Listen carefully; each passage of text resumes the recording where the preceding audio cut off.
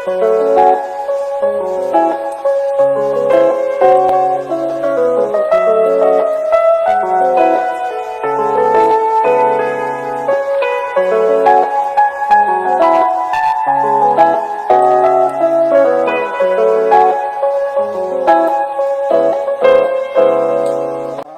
gjithë kemi ato momente tona ku themi mjaft. Mjaft më, kam nevojë për ndihmë. Kam nevojë për dikë që të më thotë që gjërat që po bëj nuk janë gabim, kam nevojë për një kujt, kam nevojë për diçka dhe duhet shumë guxim që të kërkosh ndihmë. Por jam e lumtur që arrita ta bëj.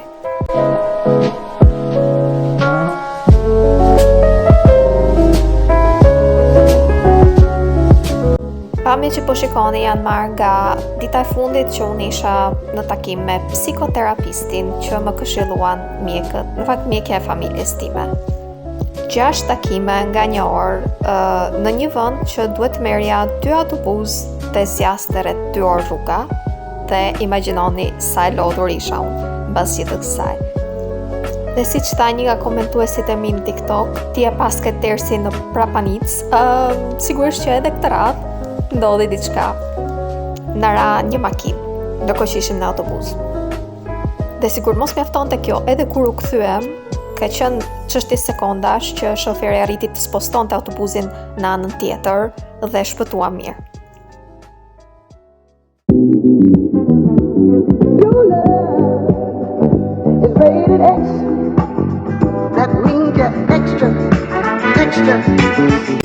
Por nuk mbarojnë këtu tragjedit e mia me transportin publik në Itali. Isha në Rom që të merrja pasaportën, në fakt duhet të aplikoja për pasaportën sepse po më skadon dhe duhet të merrja trenin e shpejtësisë së lartë. Problemi është që s'e kam marrë kurrë dhe isha të tmerruar.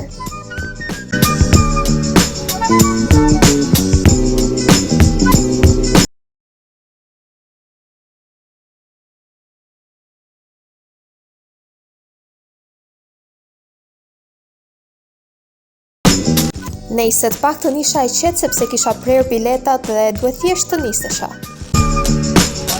Dhe këtu jam unë që të tmerrohem nga tunelet sepse më dukej sikur ndjecnim aty brenda dhe ulej shpejtësia, në fakt nuk ulej, po thjesht unë dhe mendja ime.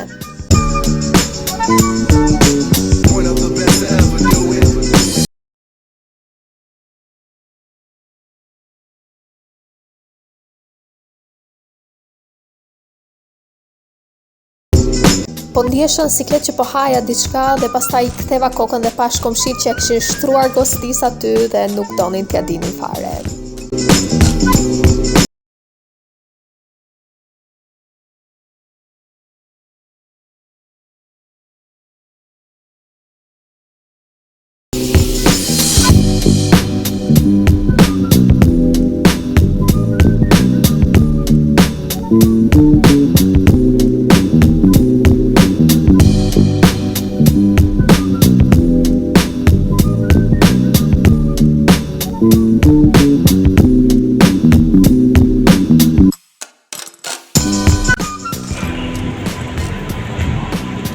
Mbjetova.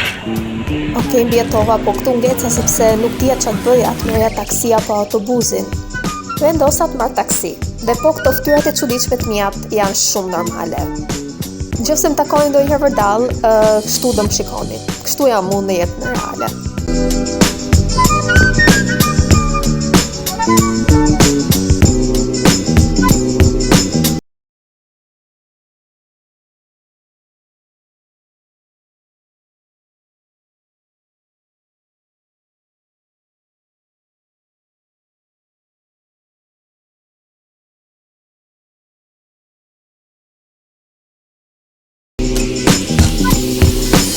Tani, sfida me madhe është të gjejmë një vend për të ulur, për të ngrënë drek, sekondë se s'tu të mund.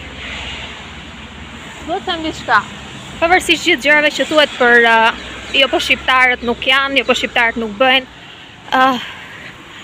duhet të them bravo punojnësve të ambasadës sepse ishin shumë të sjellshëm dhe munduan në gjitha mënyrat që të na mbaronin punë, edhe pse pjesa më e madhe prej nesh nuk ishin ardhur përgatitur. Në fakt nuk ishte tamam faji on, ishte më shumë faji i kujdo që merret me këto mesazhet, me emailët, sepse emailin ku duhet bëj pagesa, nuk e kishin dërguar. Paktën tek unë jo. Kështu që ne arritëm këtu me idenë që ne kemi paguar aplikimin dhe erdha këtu dhe surprizë, nuk e paguar asgjë. Lekët që ke paguar do të them mbrapsht, tani duhet i paguash me kartë, me bankomat. Që unë nuk e kam. Kështu që mu desh të bëja një telefonat shumë të shpejt dhe falë Zotit arritën të më ndihmonin dhe arrita të mbaroj punën. Dhe sfida tani është gjej një vend që të ulem.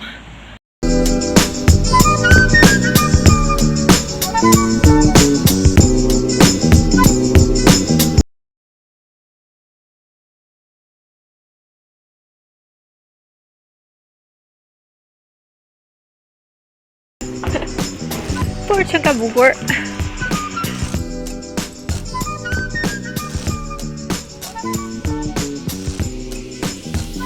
Zot që aventurë.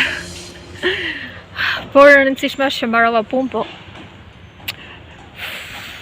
e lodhshme, shumë e lodhshme. Në këtë pikë isha vërtet në mendyshe dhe nuk dija çfarë të bëja. A të shkoja në qendër të qytetit dhe të shikoja ndonjë gjë apo të kthesha te treni.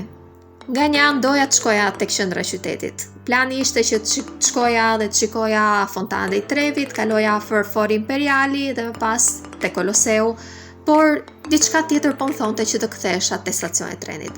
Isha vërtet shumë e lodhur dhe kështu bëra. Ktheva te stacioni i trenit, mbas shumë përpjekjesh për gjetur një vend për bler biletën. Teknikisht kisha të gjithë kohën e botës për gjetur binarët nga ku do nisej treni, kështu që e mora me qetësi, prita orën 4 pa 10 minuta dhe më pas u ngrita nga kafja. Dhe që këtu fillon një aventurë tjetër, sepse mu desh shumë kohë që të gjeja se ku ishte binari nga ku nisej treni im. Ishte binari numër 6. Dhe për ta gjetur, mu desh të ngjitesha sipër, mezi i gjeta shkallët normale, po që shkallët normale nuk ekzistonin për të shkuar poshtë prap. Kishte vetëm shkallë elektrike ose një ascensor, që unë kam të dyja shumë frikë. Megjithatë një zotëri u ofrua të ndihmonte dhe arrita të zpresme në fund dhe ta gjej binarin. Mungoni vetëm disa minuta nga nisja e trenit tim, që niste nga ky binar. Kështu që treni i parë i shpejtësisë lartë që ndaloi aty, unë u futa me idenë që është treni im, por duart më kishte bërë përshtypje fakti që nuk po gjeja vendin se ku duhet të ulesha. 8A që ishte shkruar te bileta nuk ekzistonte te ky tren.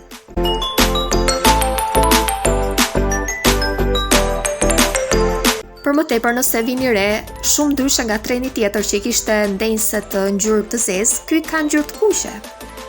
Megjithatë unë nuk po e kuptoja se pse nuk isha rehat, çfarë po më pengonte. Deri momenti që erdhi kontrolli dhe filloi hataja. Dhe në shoqëri të këtij frymit që tregon tamam situatën time në këtë moment, më lini t'ju tregoj situatën fije për pe. Vjen kontrolli, unë e pata bërë biletën gati dhe ja tregoj, dhe gjeni pak se çfarë më tha. Kjo nuk është e jona, dhe unë që i them urdhro, si nuk është e juaja? Jo, tha, kjo nuk është bileta e trenit tonë. Më fal, thash, a është treni shpejtësisë lartë? Po, tha. Tash, a ndalon në Firenze? Po, tha. A u nis nga binari 6? Po, tha. Po, tha, por u nis në orën 4:10 minuta, jo në orën 4:20 që e keti të shkruar te bileta. Për më tepër tha, plasi syt, jo, këtë nuk e tha, po ja them unë vetes tani, tek bileta ke të shkruar Trenitalia. Ky është Italo Treno. E kisha pasur logon përpara syve dhe nuk e kisha parë kurrë. Dhe këtu mra pika sepse thash e mora gjobën, por u treguan shumë të mirë dhe më thanë, "Okej, do e bëjmë biletën këtu bashk." Sa kushton bileta? 58 euro, tha. Por unë tha nuk kam që t'i kthej, tha, kështu që nëse nuk i ke përqize lekët, do detyrohem t'i mbaj. Nuk i kisha përqize lekët, mu desh t'i jap 70 euro.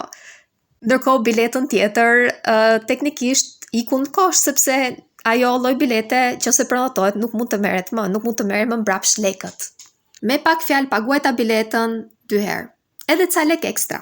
Por që mund të kishte shkruar shumë më keq, mund të kisha paguar gjobën 140 euro. Ose mund të kisha marrë trenin e gabuar dhe të kisha përfunduar në Napoli atë natë, kështu që e quaj veten me fat. E kotja u them qava gjithë rrugës, më shumë nga i nati që mikën ato lekët kot. Edhe te stacioni tren nuk doli do të më merrte njeri sepse ishin të gjithë me temperaturë dhe askush nuk ishte në gjendje të dilte me makinë, kështu që edhe një copë rrugë tjetër e bëra në këmbë. E gjitha kjo të dashur miq për t'ju lajmëruar që të bëni kujdes dhe t'jeni më të vëmendshëm. Edhe mbani mend këtë pjesën? Nga një anë doja të shkoja tek qendra e qytetit. Plani ishte që të shkoja dhe të shikoja fontanën e Trevit, kaloja afër Fori Imperiali.